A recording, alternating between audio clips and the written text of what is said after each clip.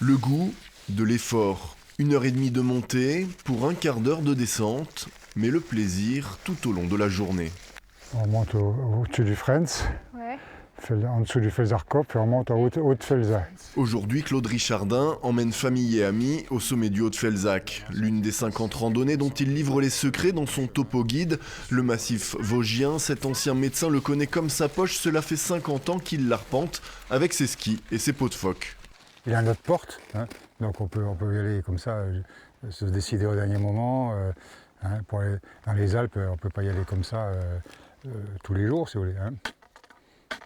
Donc quand on est sur place, il faut en profiter. Regardez, quand on a des trucs comme ça. Mais ça, peu de monde le sait. Pourtant, les Vosges regorgent de ces petits vallons et de ces petites pentes facilement accessibles dès que la neige tombe sur les crêtes.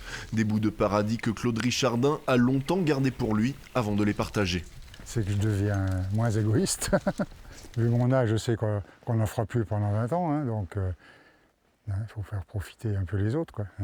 Et puis on voit énormément quand on se promène sur les crêtes, les coins, il y a des gens qui ne savent pas où aller. Ils restent avec des matériels de randonnée alpine, ils font de la randonnée nordique, ils restent sur la route des crêtes, ils ne savent pas où aller, ils n'osent pas, ils ne savent pas, etc.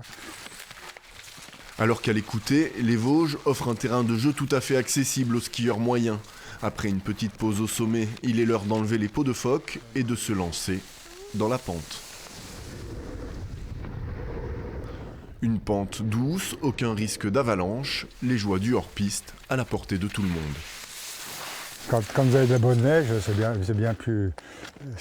fait bien plus plaisir que sur la piste. Et puis surtout, on n'a pas la foule, on est libre, quoi. On peut aller où on veut, quand on veut, etc. On choisit son passage, ce qu'on a envie de faire, et puis c'est tout.